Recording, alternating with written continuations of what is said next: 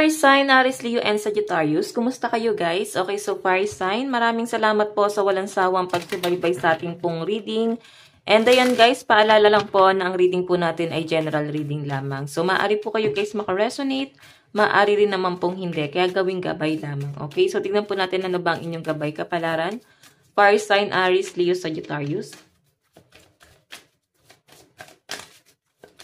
Gabay kapalaran, Spirit Guide. Okay, yung iba sa inyo guys siguro, parang meron kang binabago sa sarili mo. Okay, parang napapansin mo na naiba na yung personality mo. Parang dati sobrang bait mo, ngayon parang bang nagiging mainitin ng ulo. Pwedeng hinihiling mo na sana maging maayos ulit, or napapansin mo yung sa sarili mo na parang gusto mo may pagbabago sa ugali mo. Okay, so kasi ito guys, so Moon in Capricorn. So maaaring na-embody mo yan. Para bang fire sign, nagiging prangka ka siguro, okay? Hindi mo napapansin yung mga nabibitawan mong salita. Parang sa'yo normal yon. Pero guys, big deal na siya sa ibang tao, okay? So, fire sign ang sinasabi dito, siguro dahil to sa environment mo, okay? Na para bang na-adapt mo kung paano sila magsalita. Kaya yung iba sa inyo guys, lilimitahan nyo kasi parang masyadong prangka nga. So, yung nabibitawan yung salita, masyadong sibuyas yung mga nasasabihan nyo, okay? Masyadong sensitive, okay? So, tingnan pa po natin, meron tayong trust the universe. Okay, tingnan pa natin, meron po tayong know you are love. So, guys, sa sinasabi sa akin dito, kailangan daw, siguro kailangan mo ng katahimikan, kapayapaan, kumbaga magkaroon ka daw ng pag-aano sa sarili mo.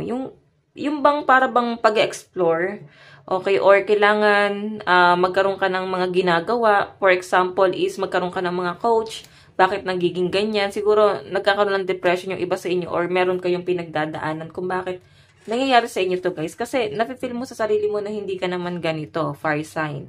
Parang napapansin mo lang talaga na may nagbabago sa inyo. Okay, sa attitude mo. Siguro kailangan nyo guys magkaroon ng makisalamuha kayo. Fire sign, no? Or pwedeng meron ka nakakasalamuhang ganyan, fire sign, masyadong prangka, masyadong magulo sa bahay or sa trabaho. Pwedeng na-absorb mo yung personality nun, or pwedeng negative yung taong yun, nahawa ka. Okay? Kaya kailangan mo dito is mag-cleanse ka para hindi ka mahawa sa pagiging nega nun. Okay? So, tignan pa po natin. Fire sign.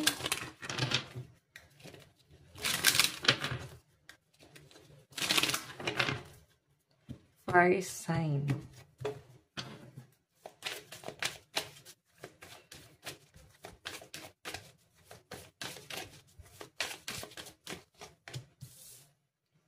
Okay, so guys, meron tayong adventure, laughter, spontaneous, nature, and renewal. Ayan, pabago-bago ng mood talaga ang mga fire sign. Siguro meron talaga kayo guys pinagdadaanan. Kasi last reading natin malungkot kayo. Ngayon naman, masaya naman kayo. Okay, so meron tayong harmony, balance, energy, breath, flow. Tignan pa po natin. Meron tayong kindship. So guys, yun ang sinasabi sa akin dito. Siguro, kulang ka lang talaga sa parang pakikipagkaibigan. Maaaring ikaw ay nangungulila sa kaibigan. Pwedeng nafe-feel mo na wala kang ganong friend, or pwedeng busy na yung mga kaibigan mo. Okay? Kung meron man, pwedeng nasa malayo. Parang nafe-feel mo dito na parang bang nag-iisa ka. Okay? Kaya ganito ka mag-isip ngayon. Kasi dala na rin ng stress to, fire sign, kung bakit nangyayari sa inyo to. So, nakikita ko naman dito guys, meron kayong person na nag-aano naman sa inyo, kumbaga nakasupport sa inyo. Nandyan lang sila, papakinggan ka nila sa drama mo, and ayun nga, nakasupport lang sila sa inyo guys. So, ang lucky number nyo guys is 2, 17, and 5. Siguro kailangan nyo rito guys, magkaroon kayo ng mga bagong kaibigan, or magkaroon ka ng bagong libangan, makisalamuha ka, makibagay ka, no? Huwag mong gawing others yung sarili mo. Kumbaga, nakikita ko kasi yung energy ng mga fire sign, masyadong, introvert. So, huwag nyo naman guys, gawin nyo sa sarili nyo. Lalo na kung hindi naman nakakabuti. Though, meron kasi guys, mga introvert talagang, actually, ganun talaga mga personality ng mga introvert. Masaya sila ng nag-iisa. Pero, aminin nyo man guys sa sarili nyo, minsan napo-frustrate kayo, parang kailangan nyo rin ng kaibigan or makakasama. Yung bang araw-araw nakakasalamuhan nyo. Okay, so tignan pa natin. Fire sign, Aries, Leo, Sagittarius. Meron po tayong 10 of Wands. Pagdating sa love life mo, 10 of Wands. Siguro guys, meron ka mga, gusto sabihin sa person mo. Siguro mga hinanakit to guys. Yun nga lang guys, tignan mo yung energy mo. Okay, siguro ayaw mo na lang magsalita or ayaw mo na lang sabihin sa kanya kasi wala din naman guys nangyayari. So gusto mo na dito guys ng pagbabago or pwedeng gusto mong may mabago sa inyo lalo sa pakikitungo mo sa person mo or pwedeng siya. Gusto mo na may mabago sa pakikitungo niya sa inyo kasi napapansin mo na parang hindi guys unfair. But I mean hindi fair no, napaka-unfair ng treatment siguro sa inyo. Kasi 10 of Wands para bang may mga pasan-pasan ka or may dinidibdib ka sa person mo or kinikim-kim. Okay. Tignan pa natin, meron po tayong Queen of Cups. Pagpapatawad to guys. Siguro guys, pinipili nyo na lang patawarin or pahabain ang inyong pasensya. Inuunawa nyo na lang talaga to. Ayan o. So, ikaw yung para bang mas nag-a-adjust dito sa relationship nyo. So, tignan pa natin. Relationship po ni Fire sign, Aries, Leo, Sagittarius. Meron po tayong Page of Wands. Actually guys, meron ka daw nare-realize. Parang tama na yung drama. Ganon. Maaari kasi guys, naisip mo na hindi pala worth it. Dami pala nagkakagusto sa akin. Marami palang ganyan, manliligaw sa akin. So, nakikita mo tong Page of Wands. Moving forward ka Tapos may araw doon. Ang araw kasi guys, new beginning. Okay, puro siya guys, pagsibol, ganon. Meron kang nadidiscover na sa sarili mo. Okay?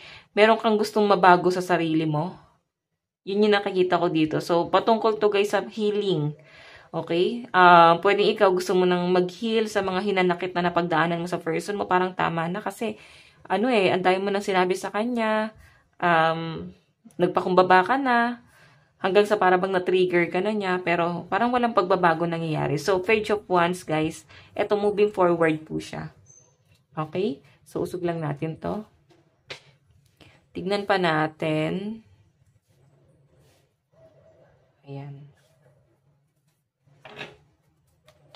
Additional message pagdating po sa kaperahan. Kaperahan po ni Fire sign, Aries, Leo, Sagittarius. Meron tayong Page of Swords. Okay, iba sa inyo guys, siguro hindi ganun kalaki ang sinahod mo. Pwedeng na-disappoint ka kasi pwedeng ang daming kaltas, tax, or pwedeng sa mga loan mo.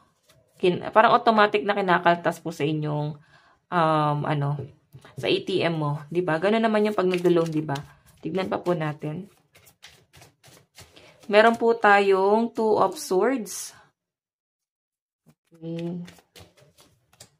Meron po tayong Ace of Swords. Yung iba sa inyo guys na parang gusto niyo bumili ng gadget. Pero nare-realize mo kasi dito para bang saka na lang pag-iipunan mo na lang muna 'yon. Ngayon inilalaan mo muna sa mas kailangan kasi may ka dito para bang mas nagiging matured ka sa responsibility mo, sa mga bayarin, sa bill. Ayan, Temperance, maaaring may nagkakasakit pa dito or may sakit kayo or pwedeng meron kayong kasama na may sakit sa bahay. Okay, na para bang ito yung mas pinagtutunan nyo ng pansin. Okay, basta inyo guys, para bang inaayos mo rin siguro dito yung insurance mo or pwedeng kung matagal mo nang hindi nauhulugan yung mga SS mo or pag-ibig, PhilHealth, pwedeng nare-realize mo na dito guys na hulugan yan kasi nandito yung Temperance. Siguro parang pagdating ng araw, magagamit mo rin siya, pension, di ba? Ganun naman din guys ang ginagawa ng iba. Okay, so tignan pa natin guys. Ayan. Nasabi ko na ba ang lucky number mo is 2, 17, and 5. And ang inyong possible na ka-deal ngayong araw ay Capricorn, Aquarius, and Libra.